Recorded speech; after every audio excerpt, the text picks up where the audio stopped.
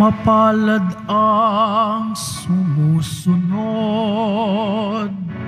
sa salitang buhat sa Diyos at namumuhay ng angkop.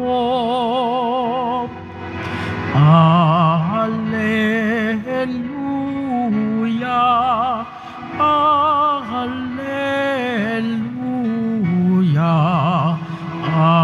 Alleluia, Alleluia.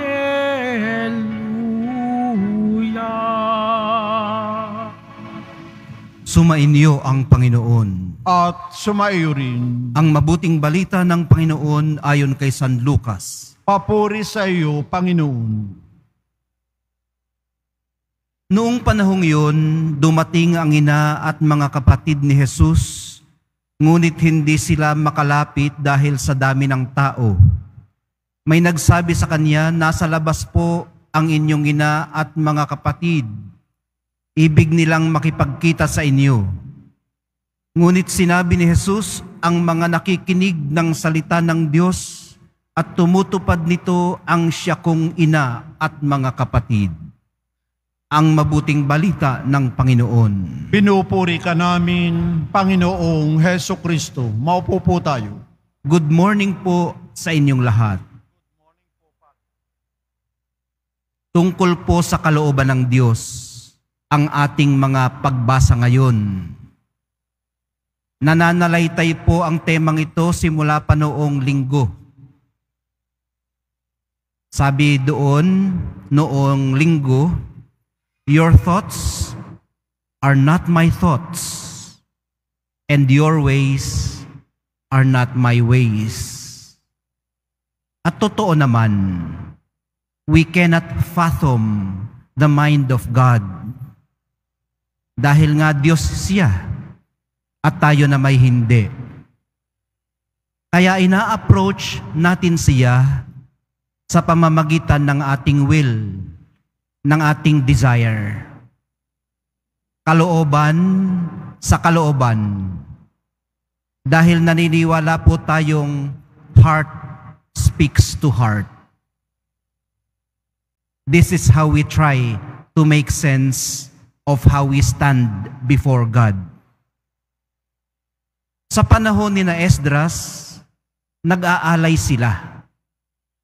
Malakihan, maramihan, lalo na kung malawakan din ang ipinagdiriwang. 100 toro, 200 tupa, 400 kornero. Kordero pala. At 12 kambing. Alam nilang nagagalak ang Panginoon sa kanilang hain kung ang usok ng kanilang mga sakripisyo ay dumidiretso sa langit. Sa mahal na poong Jesus Nazareno, wala nang mga ganitong paghahandog. Hindi na kinakailangan.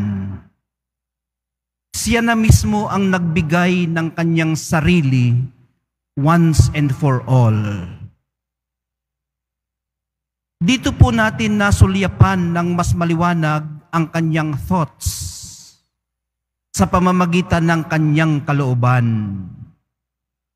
Siya pala ang nagsakripisyo para sa atin. Sarili pa niyang anak.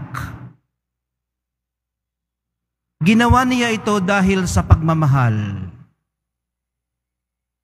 Dito rin natin nasiglayan ng kanyang ways sa pamamagitan ng kanyang kahinahunan, pagpapakumbaba at kagandahang loob.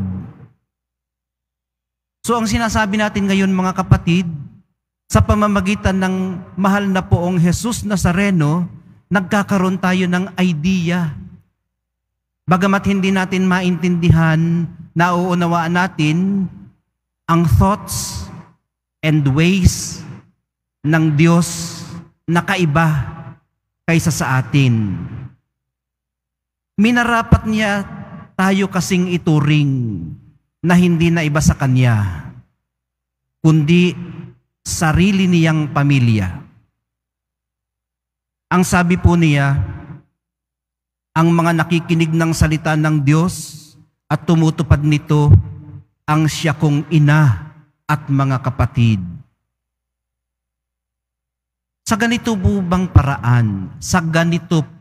paraan, natin nakikita ang ating sarili sa Kanyang presensya bilang Kanyang ina at mga kapatid, o mga namumulot pa rin ng mumong natatapon sa ilalim ng Kanyang hapag?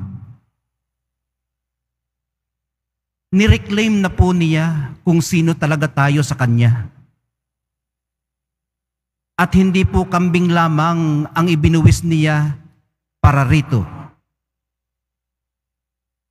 Tanggap po ba natin kung sino tayo sa Kanya?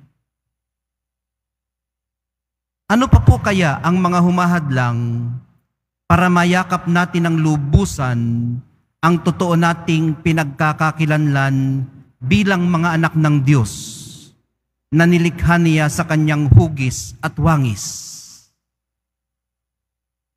Hindi po kaya yung kaisipan pa ring matutuwa lamang siya sa atin kung marami at mabango ang usok ng ating mga hain?